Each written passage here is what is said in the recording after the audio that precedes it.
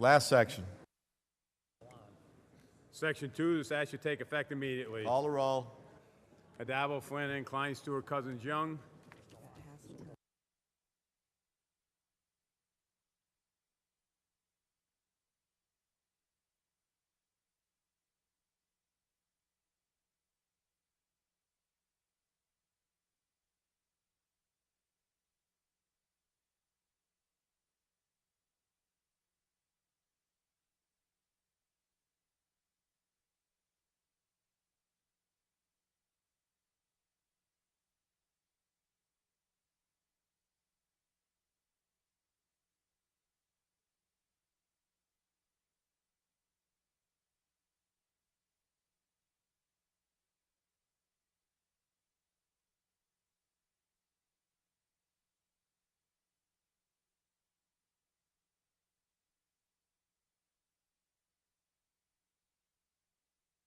Results.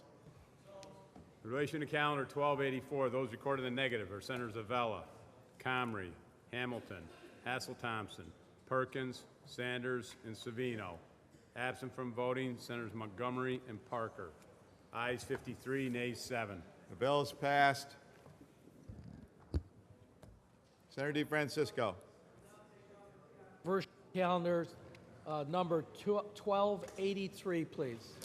Taking up calendar 1283, the Secretary will read. Calendar number 1283 by Senator Seward, Senate Print 4108D, enact amend the insurance law. Okay, the bell has been rung. We're on controversial. Senator Peralta. Explanation, please, on the bill. Senator Peralta has asked for an explanation. Senator Seward. Thank you, Mr. President. Before you begin, can we have some order in the House again? It's going to be difficult for the members to have this exchange. Thank you. Senator Seward. Thank you, Mr. President.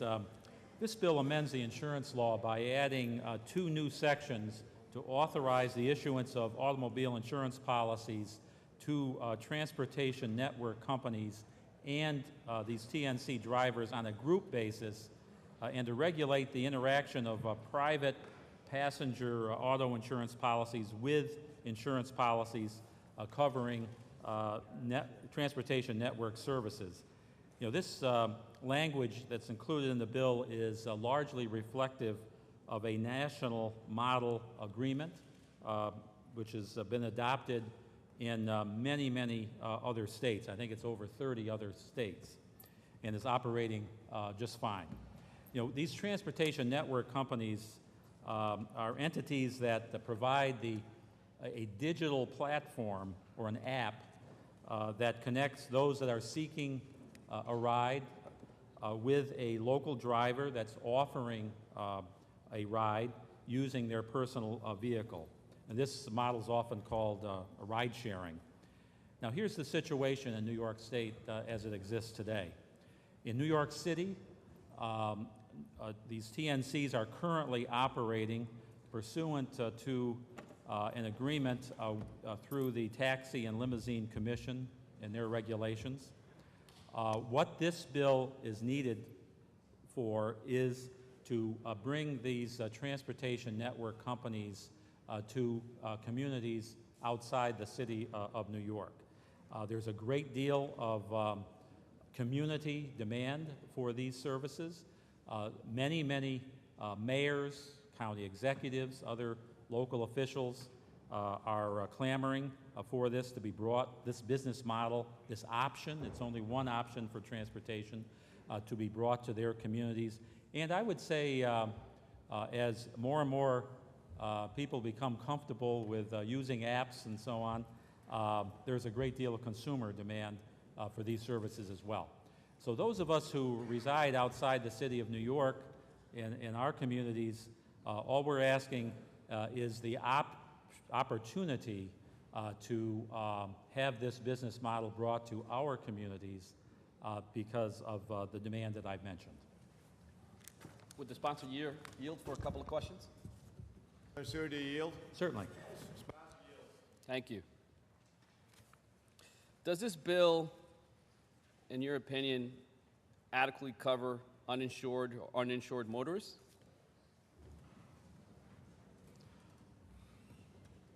The insurance requirements that are included in this legislation are once one of these TNC drivers, and let's be clear here, we're talking about someone's personal automobile, and they have a personal auto insurance policy.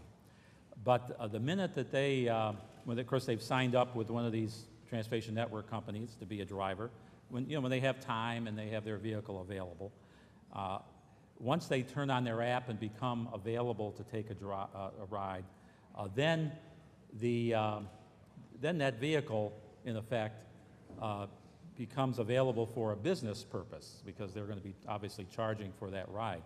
And so that's why it's important that a separate insurance policy kicks in at that time through a group policy that's been purchased by the TNC and in some cases the driver. And so the requirements that are under this legislation would be double those that are the requirements that are on a personal auto policy. And the minute that that the driver has received a request for a ride and that rider gets in that vehicle, it actually shoots up to $1 million requirement. So to answer your question, I think as we've seen in other states, these requirements that I've outlined are working and do adequately cover adequate insurance coverage. Would the sponsor here for another question? Yes. Does this bill cover drivers for workers' compensation insurance? In this legislation, there is not language that would cover workers' compensation. I will say this to the senator. Yeah, I'm open to that, and I am looking at either through a chapter amendment or a separate piece of legislation once we actually can move forward with this ride sharing in New York, that can be the workers' compensation question certainly is one that should be addressed in some way. There are different ways of doing it, and I'm open to that either through a chapter amendment or through a separate piece of legislation. If the sponsor yields to another question? Yes. Sponsor yield. Does this bill provide for drivers' background checks? You're talking about riders or background drivers? check for drivers. Drivers. This is an insurance bill. It covers the insurance aspects of ride sharing, and we, under this legislation, preserve local control over all of the other associated issues regarding how ride sharing would be handled in a particular community. The legislation does require a comprehensive background checks on the drivers, but in terms of the details of the background check requirements would be handled by each locality. I should point out that this is, I think, very, very important point. We're looking to deal with the insurance issues under this legislation and all the other associated issues. You know, you mentioned background checks for the drivers. There are others that are out there, would be under the control of the local regulators in each community. So these transportation network companies would have to come before, if they want to operate in a community, they would come before the local regulatory body, and these issues could be dealt with at the local level. I think it's important to maintain that local control because then all of the local concerns, local situations can be dealt with on a community by community basis. That's exactly what's happened in the city of New York. There's an agreement with the Taxi and Limousine Commission. All we're asking for is let our similar regulatory entities in communities in the balance of the state be able to do the same. Would the sponsor yield for another question? Yes. Sponsor yields. Does this bill provide for mandatory regulation by counties? Regulation.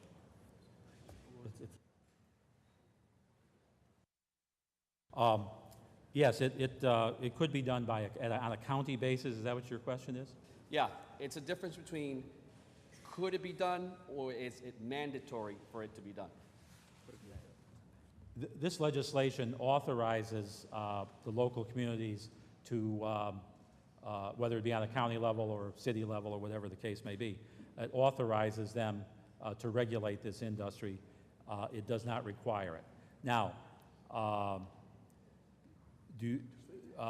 there's no question in my mind that a communities will, in fact, regulate and exercise the authority that we are granting them under this legislation. There's no question in my mind that communities will, in fact, invoke local regulation. I don't see that as a problem at all. So, would the sponsor yield for another question? Yes. Sponsor yields. So, if it's not required and it's an option, what stops a county from not regulating Uber or Lyft? Well, as I said earlier, I think in these local communities will, in fact, there'll be great pressure for them to regulate this activity, and I just don't see that as a problem at all. I think the local riders, local individuals and citizens in each community, I think would demand nothing less of their local officials to invoke the authority that we're granting them under this legislation. Sponsor yields. So let's say if hypothetically the locality doesn't implement regulation, if this bill on its own, is there a way to suspend or revoke authorizations from transportation providers who price gouge or abuse passengers? Well, let me say this in terms of, I know you're concerned about not requiring a local municipality to regulate.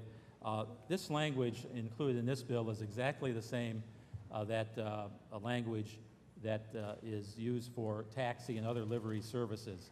And I don't know of a community in New York State that does not regulate taxi and livery services in their communities. And so the same will happen here with TNCs. It's the exact same language. So the scenario that you suggest, I just don't think is, it's hypothetical, and I just don't see it happening. On the bill, Mr. President? Senator Peralta on the bill.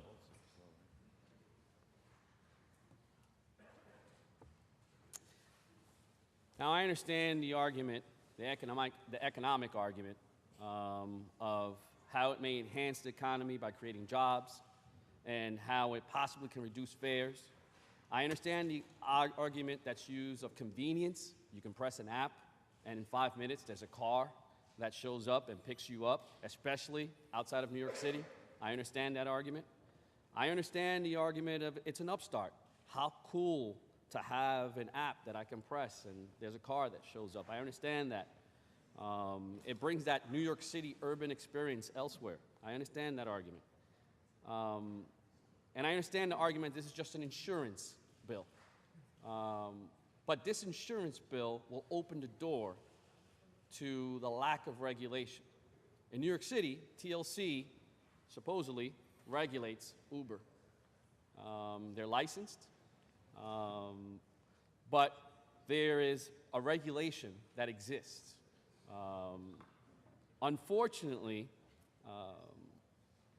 although Uber provides and Lyft provides their own background check, if the county chooses not to regulate, because there's an option only, it's not mandated, then Uber and Lyft will be driving around unregulated. And if that occurs, then there's no protection for the consumer. There's no protection for the passenger. And that's a serious concern. A concern because anything can happen to the passenger, because if the county does not provide an extensive or comprehensive, the county, not Uber or Lyft, an extensive background check, we don't know who these drivers are. We don't know who's picking up that passenger, and anything can happen. That's a concern. So put aside the arguments of workers' rights, where they won't be able to receive minimum wage, where they won't be able to get sick days, they won't be able to get workers' compensation. Put aside that. Put aside the driver's rights. Let's put aside the potential for discrimination in terms of who do you turn to. There is no process if there's a discrimination of not being picked up, like there is in New York City. There's a process. Put aside the dozens and dozens of lawsuits that already exist throughout the country against Uber and Lyft when we see that there is a lack of payment, shortchanging of payment of the drivers. In fact, in California and Massachusetts alone, there was a settlement of $100 million just for that. So let's put that aside. Let's put aside the process of who do you turn to when there's an overcharge on your credit card. Let's put all that aside. And let's talk about the safety issue of it. The safety issue is a concern because as I strolled through different articles online, there's deaths attributed to these drivers through Uber and Lyft, but I don't want to get too tied up with the death. I want to do the alleged assaults by Uber and Lyft drivers. In Pennsylvania, June 3rd this year, 2016, a woman says dispute with Uber driver turned violent in Pennsylvania. May 26, 2016, an Uber driver arrested for attempting to shoot officer in Montgomery County. May 23, 2016, an Uber driver has been charged with strangling a University of Delaware student in a dorm parking lot. January 28, 2016, an Uber driver in Los Angeles arraigned on theft and assault charges. Now let's move on to alleged sexual assaults and harassment incidents.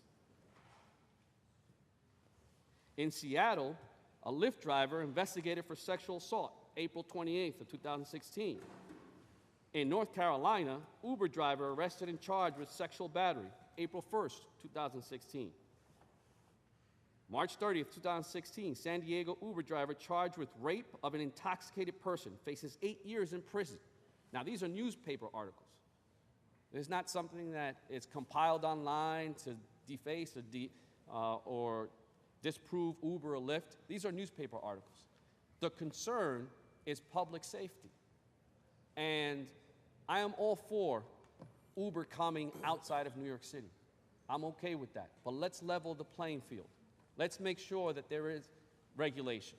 Let's make sure that we mandate regulation. Let's make sure that we provide these background checks, these fingerprinting, that it's so important. Lastly, I just want to read a bit of an LA Times story where an Uber driver is accused of raping a woman he picked up from a bar in Orange County.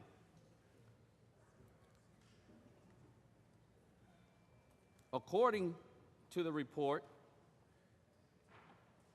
she was raped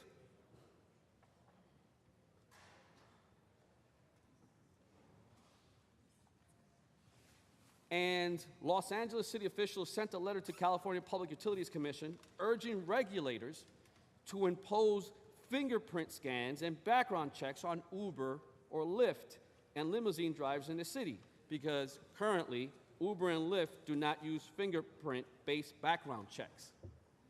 Now, this is a matter of security. This is a matter of protecting the passengers. So, If we're going to have Uber or Lyft up here in Albany, outside of New York City, not against that. All I'm saying is, let's make sure that they regulate. Let's make sure it's mandated that there's regulation, that there are background checks, that they're fingerprinting, because we don't know who these drivers are. The last thing we need is for one of these drivers to do something dumb. And guess who they're going to turn to in that county? They're going to turn to you. They're going to turn to you. They're going to turn to any one of us and say, why did this happen? And our answer will be, well, there was an option for a county to regulate. That's my point today. So unfortunately, I have to vote against this bill, but I'm glad to hear that you welcome any chapter amendments that can happen down the road, because I think it's very, very important for the safety of the passengers. Thank you very much, Mr. President. Seeing and hearing no other, Senator Panapinto. Yes, would the sponsor yield to a few questions, Mr. President? Senator Seward, do you yield? Yes, Mr. President. Mr. President, does the sponsor have anything in the legislation regarding accessibility for handicapped individuals? Mr. President, this is an insurance bill that would open the door for the ride sharing to come to the balance of New York State, communities like Buffalo and Western New York. In terms of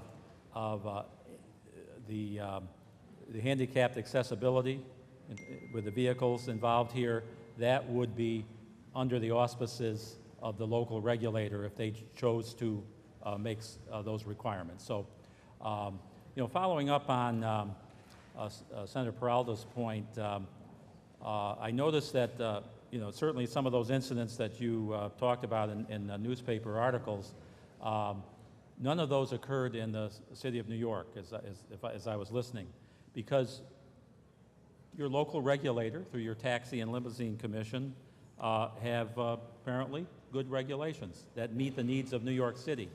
All we're asking for is the same opportunity in the balance of the state, so our local regulatory entities can come in with regulations that adequately protect the riders and deal with these various issues, such as you pointed out, Senator, in that community. Mr. President, would the sponsor continue to yield? Yes. Sponsor yields. Does the sponsor know where we are in the assembly? I understand that this is only a one-house bill. Is there an assembly companion bill that we can match up with this one? Mr. President, not at this time. The Assembly has a different version of ride sharing as at 11:30 on Friday morning. We have not come together, but hope springs eternal. Who knows what will happen in the closing hours of our session. Mr. For President. this House, get on record as bringing this business option to the communities that want it throughout the state of New York. Mr. President, on the bill. Senator Panapinto on the bill. Yes, I appreciate the sponsor's willingness to accept chapter amendments on this bill. I raised this with the sponsor back in January when we first came back. It's a wildly popular option. People in upstate want Uber.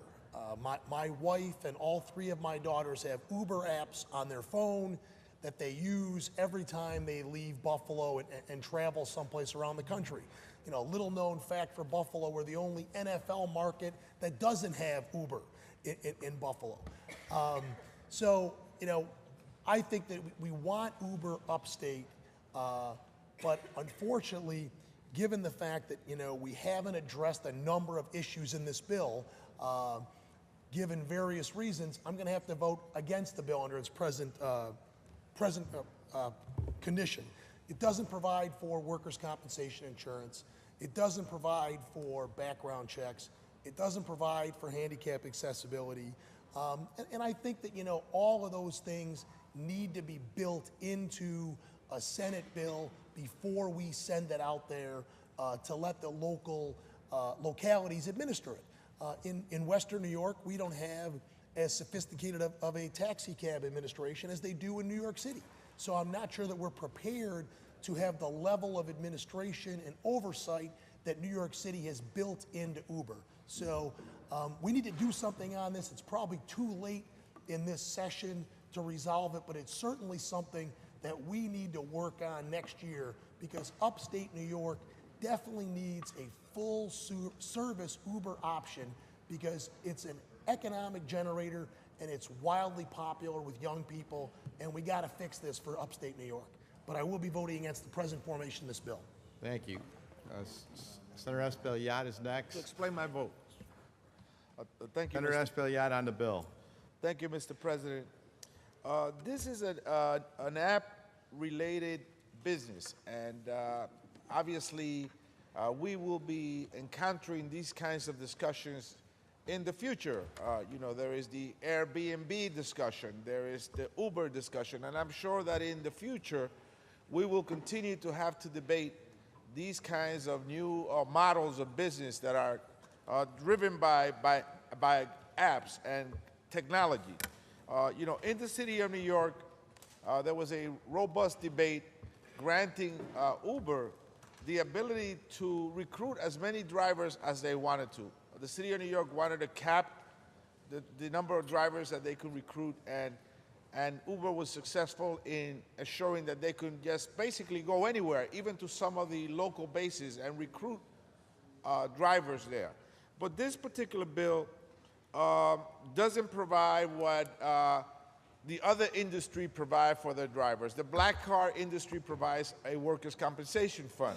Delivery industry, I was the sponsor, along with, I believe, Senator Sabino, of the Livery Drivers Compensation Fund. And so this is concerning, because many drivers drive Uber during peak hours, and then they go back to their livery bases after a certain time when the peak hours are over. So they go back and forth. And in one business, they are protected by workers' compensation. In the other business, in the Uber business, they're not. So regulation must occur. Transportation is too important not to have some levels of regulation. For safety purposes, of course, for the passengers, for insurance purposes, of course, there's appropriate coverage for the passengers, accessibility so that we can have transportation available for all people, and then, of course, workers' compensation. The drivers themselves must receive some level of protection. And so this model does not open itself up to regulation, and that is the big concern that many people have, not only in New York State, but across the world. If you see what's happening with Uber in Paris, in Mexico, in Asia, you will see that people are concerned because it's an unregulated business. And so we are New York State. We are the Empire State. We're not saying no to an app-related or an app-motivated business that will be part of the future. We want to be open to innovation and whatever that might bring. But we want to make sure that this industry is regulated, and that people in wheelchairs will have accessibility to it, that the drivers, if they get in an accident and they lose their ability to work, that they get some level of compensation, that in fact there is some kind of background check, so our daughters and mothers are not going into a car with someone that's a predicate felon. So these are issues that are very relevant, and I am concerned that Uber, in their quest to move forward upstate, is also moving forward to monopolize the industry. I will be voting no, Mr. President. Yes. Okay, I have some order in the House, please. Senator Breslin. Mr. President, on the bill, Senator Breslin on the bill. I think that Senator Seward presented an insurance, as he identified it, an insurance-only structure for the future of companies like Uber in upstate New York. And upstate New York is not farm country. It may not be like New York City, but we have counties that make regulations across upstate New York. We don't have counties that do nothing with cab services that exist. And I can tell you personally, as many upstate legislators can tell you, we have been crying out for a new service with the apps. We have, in many respects, upstate, a third world service. In New York City, when you walk along the streets, you were flooded with cabs, flooded with people who can pick you up and deliver you where you want to. That isn't the case in upstate New York. Many of us have more complaints on cab service than any other issue. We would love a comprehensive bill, and we do that at certain occasions, a comprehensive bill to control totally each of the localities. In this case, it's an insurance-only bill, leaving it up to localities. So across upstate New York, there's no county that I'm aware of that doesn't have regulations concerning transportation for hire. This is a bill that will lead to regulation upstate. This does not mean, because there's an insurance platform, that someone can immediately start service in a particular county. They're still subject to rules in that particular county. So I ask that we approve this to allow upstate New York to have the same kinds of cab services that I know exist in New York City, with the same kinds of stringent regulation. And the future would be with an argument over workers' compensation, with an argument over what percentage would be wheelchair accessible. Those are the same arguments that confront each of the counties upstate today, yesterday, and in years past, and will continue to be an argument. Upstate counties are perfectly able to regulate this service in a proper way that will produce a benefit to its consumers. I will vote in the affirmative. Thank you. Senator Peralta?